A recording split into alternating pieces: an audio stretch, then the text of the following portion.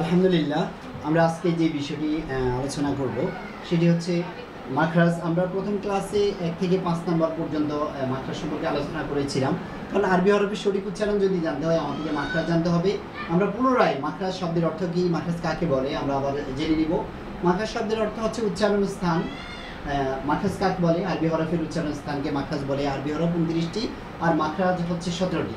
আমরা যারা প্রথম ক্লাসটি দেখিনি, আমরা প্রথম ক্লাসটি দেখে প্রথম ক্লাসের আমাদের 5 নম্বর পর্যন্ত মাখরাজ আলোচনা হয়েছে, 1 থেকে 5 নং পর্যন্ত। আমরা আজকে 6 থেকে শুরু করব। 6 নম্বর মাখরাজ হচ্ছে 6 নম্বর মাখরাজ জিহ্বার মধ্যখান, তার বরাবর উপরে তালুর সঙ্গে লাগাইয়া জিম শিন ইয়া। জিম শিন ইয়া জিহ্বার মধ্যখান থেকে উচ্চারিত হবে। জিম শিন ইয়া, এই 3টি হরফ উচ্চারিত হবে জিহ্বার মধ্যখানে। এটি 6 নম্বর মাখরাজের মধ্যে আমরা পাই। 6 নম্বর মাখরাজে যে সূত্রটি আমাদের জন্য রয়েছে সেটি হচ্ছে 6 নম্বর মাখরাজ জিহ্বার মধ্যখান, তার বরাবর উপরে জিহ্বার মধ্যখান। এই কথাগুলোর সাথে জাস্ট আমাদেরকে মিল রাখতে হবে। মিল রেখে আমরা হরফটা উচ্চারণ করার চেষ্টা করব, তাহলে আমাদের সঠিক হরফটি উচ্চারিত হবে। 6 নম্বর মাখরাজ জিহ্বার মধ্যখান, তার বরাবর জিহ্বার মধ্যখান। জিহ্বার মধ্যখান কোথায় আছে আমরা জানি, আমরা উদাহরণ করে নিব। জিহ্বার মধ্যখান তার বরাবর উপরে তার সঙ্গে লাগাইয়া জিম শিন ইয়া।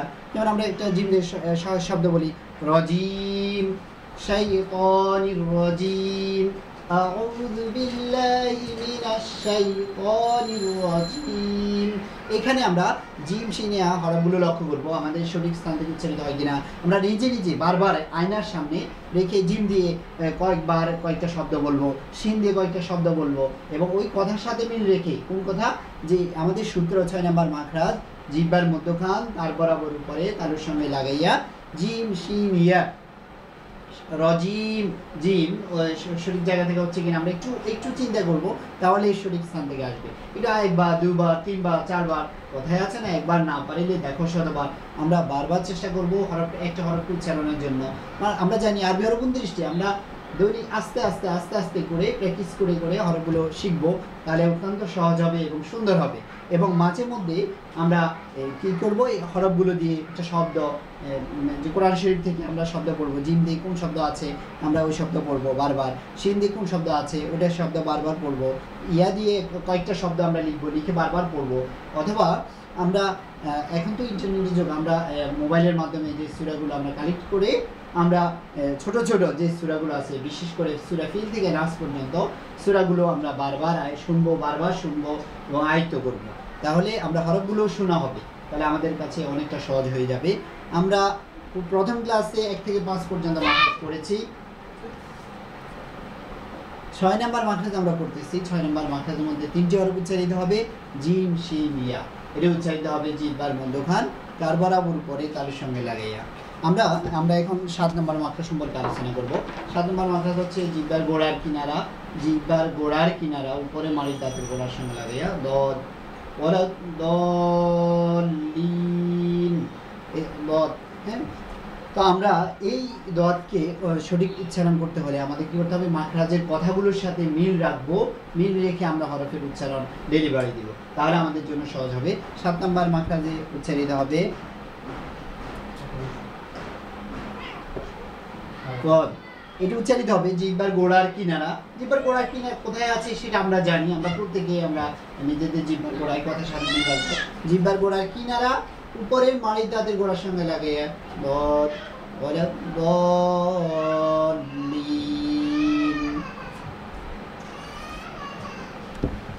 আমরা এখন 8 নম্বর মাখরাজে যাব।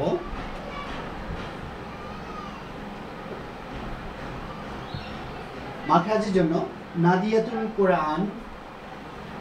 কোরআন একটি বই আছে, এটার পিছনে মাখরাজগুলো পরিপূর্ণভাবে দেওয়া আছে। আমরা তো এখানে আলোচনা করতেছি, তারপরে একটা বই থাকলে আমাদের জন্য সুন্দর হয়।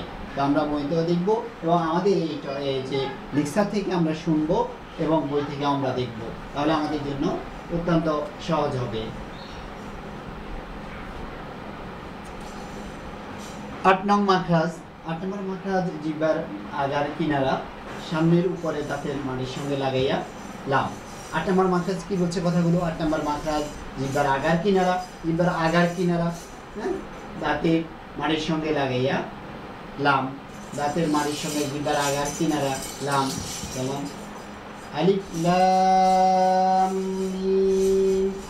লাইলুন, হ্যাঁ লাইলুন। তাহলে লামটা এই কথার সাথে মিল রেখে উচ্চারিত হচ্ছে কিনা একটু আমরা খেয়াল করব, তাহলে বারবার খেয়াল করব, তাহলে আমাদের ক্লিয়ার হবে। 8 নম্বর মাখরাজ কি বলছে? 8 নম্বর মাখরাজ থেকে যে হরফটা উচ্চারিত হবে সেটি হচ্ছে সংখ্যা কোনো বিষয় না, জাস্ট হরফটা কোন স্থানে উচ্চারণ করতে হবে এটা আমাদেরকে জানতে হবে। লাম কোন স্থানে উচ্চারিত হবে? লাম জিহ্বার আগার কিনারা সামনের উপরে দাঁতের মাড়ির সঙ্গে লাগাইয়া লাম। তাহলে আমরা লাম কোন স্থান থেকে উচ্চারিত হয় সেটা জানলাম। আমরা এখন 9 নম্বর মাখরাজে চলে যাব। 9 নং মাখরাজ থেকে উচ্চারিত হবে, 9 মাখরাজ থেকে উচ্চারিত হবে হরফটির নাম হচ্ছে নুন। তাহলে নুন কোন স্থান থেকে উচ্চারিত হবে সেই সূত্রটিকে 9 নম্বর মাখরাজ জিহ্বার আগা। জিহ্বার আগা কোথায় আছে আমরা জানি, 9 নম্বর মাখরাজ জিহ্বার আগা, তারপর উপরে তার সঙ্গে লাগাইয়া নুন।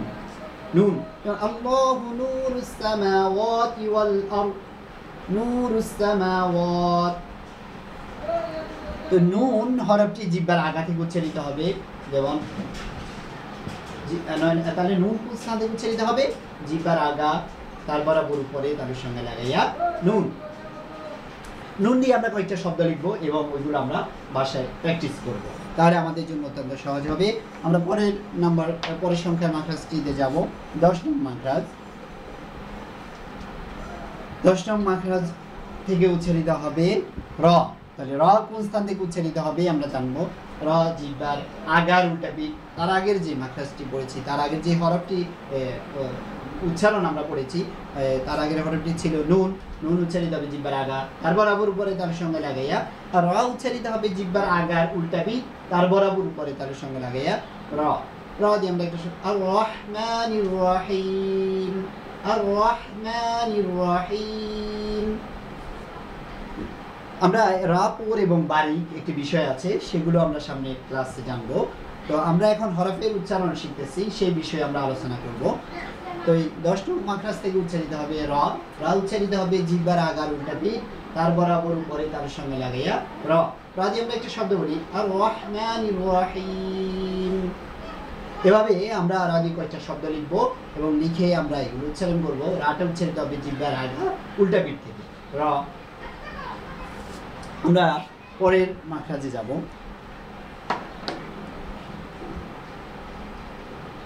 আমরা জানি মাখরাজ হচ্ছে 17টি, আমরা 11 পর্যন্ত উপনীত হয়েছি।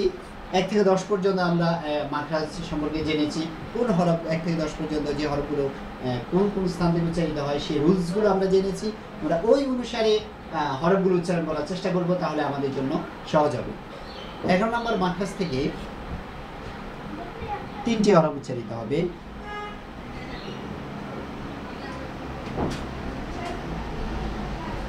11 নম্বর মাখরাজ জিহ্বার আগা সামনের উপরের 2 দাঁতের মাড়ির সঙ্গে লাগাইয়া তা দাল ত।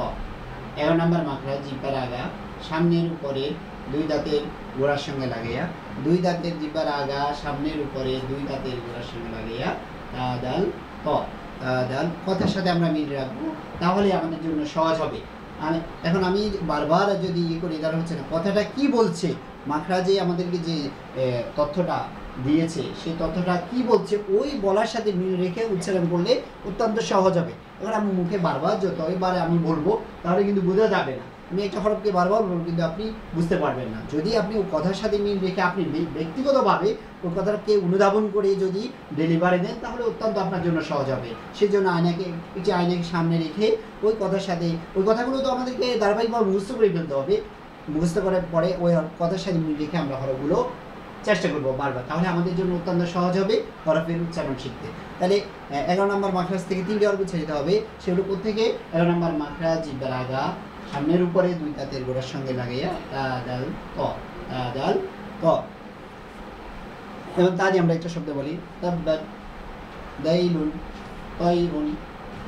এভাবে আমরা কয়েকটি শব্দ লিখব, 3-4টি শব্দ লিখে আমরা নিজেরা প্র্যাকটিস করব। আমরা এখন 12 নম্বর মাখরাজে যাব।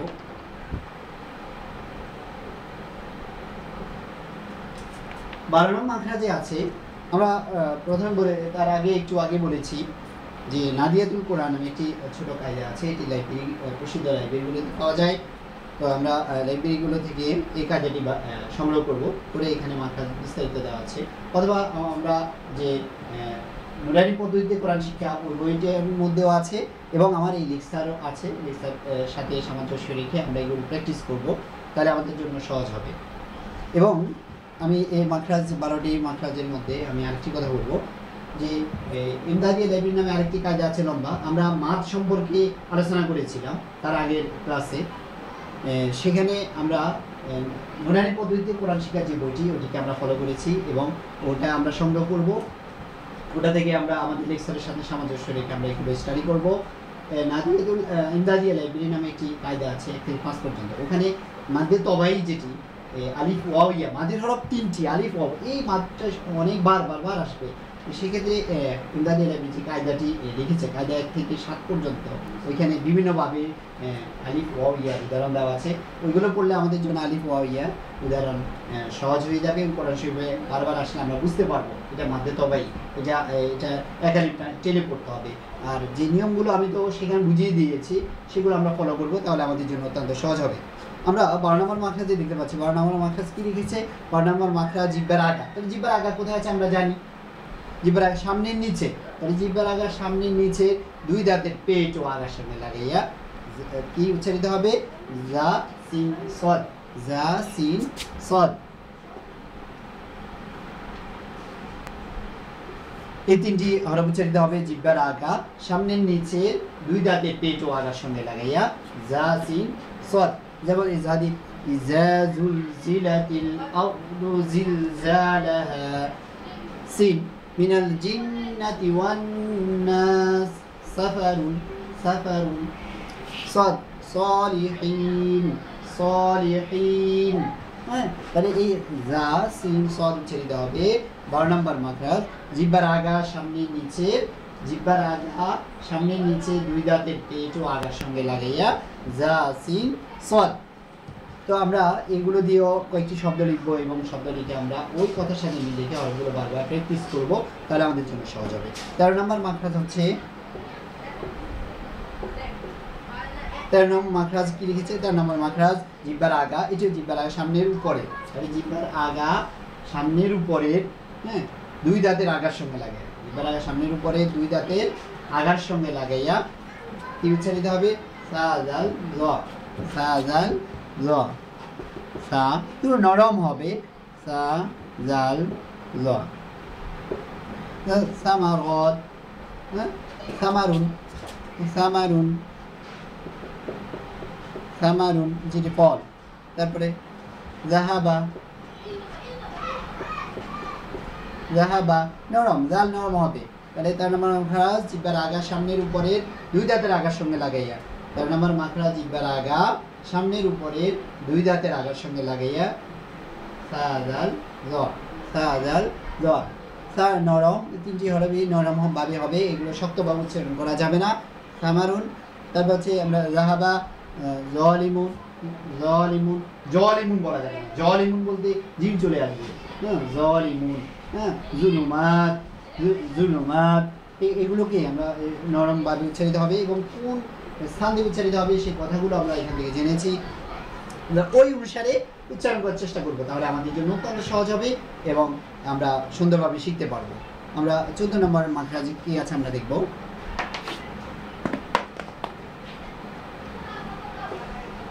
14 নম্বর মাখরাজ নিচের ঠোঁটের পেট সামনের উপরে, নিচের ঠোঁটের পেট, ঠোঁট কোনটা আমরা চিনি, আমাদের ঠোঁট আছে, ঠোঁটের পেট কোনটি আমরাও জানি, সামনের উপরে 2 দাঁতের আগার সঙ্গে লাগাই, সামনের নিচের ঠোঁটের পেট সামনের উপরে 2 দাঁতের আগার সঙ্গে লাগাইয়া, ফাওয়াইলুল লিল মুসাল্লিন, ফাওয়াইলুল লিল মুসাল্লিন।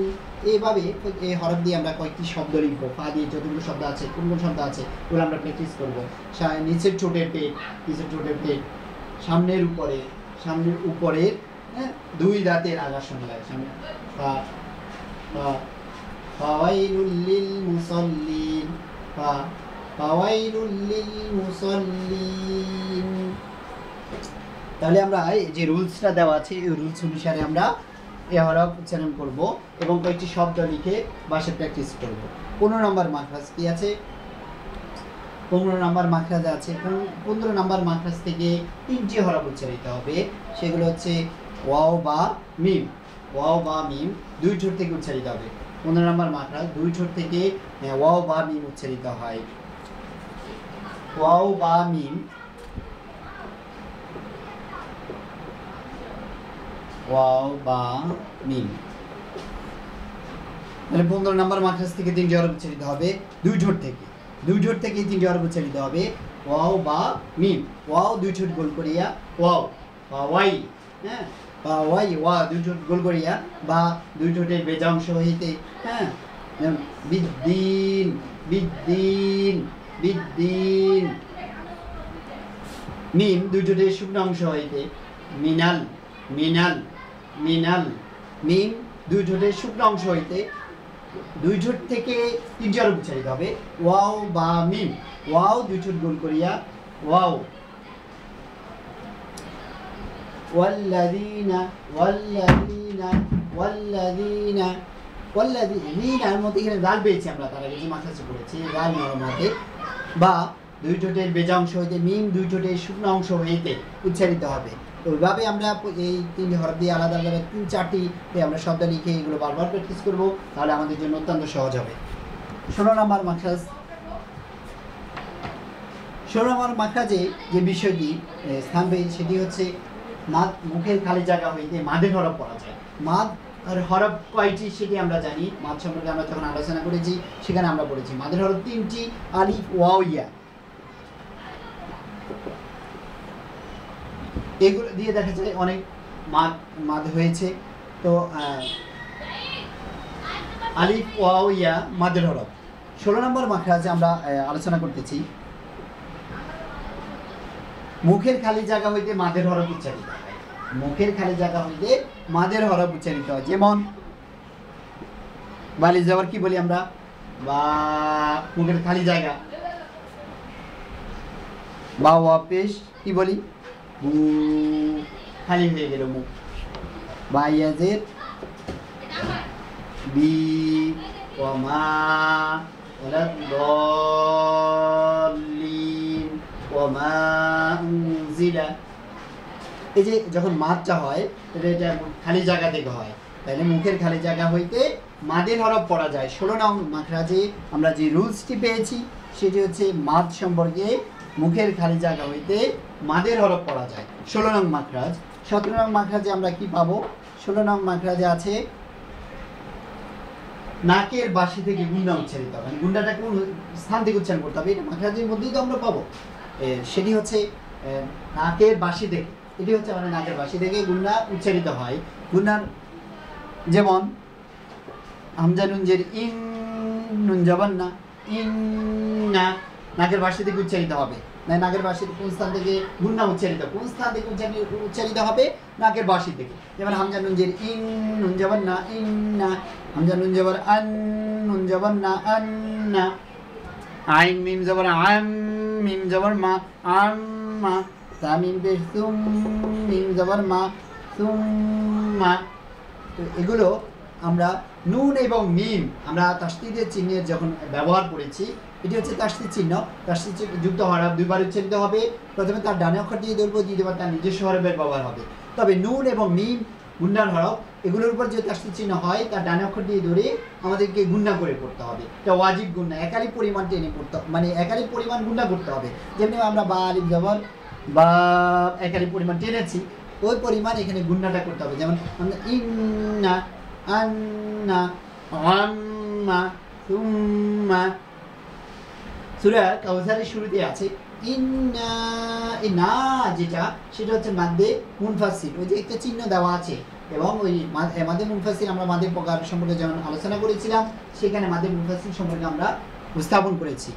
ইন্না আ'তাইনাকাল কাউসার, ইন্না, ইন, এটা গুণা করতে হবে। এটা নুনের উপরে তাসদীদ আছে। নুন এবং মিমের উপরে যদি তাসদীদ চিহ্ন হয় তার ডানে অক্ষর দিয়ে ধরে গুণা করতে হবে।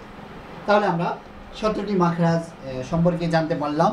আমরা এগুলো বারবার প্র্যাকটিস করব, তাহলে আমাদের জন্য অত্যন্ত সহজ হবে।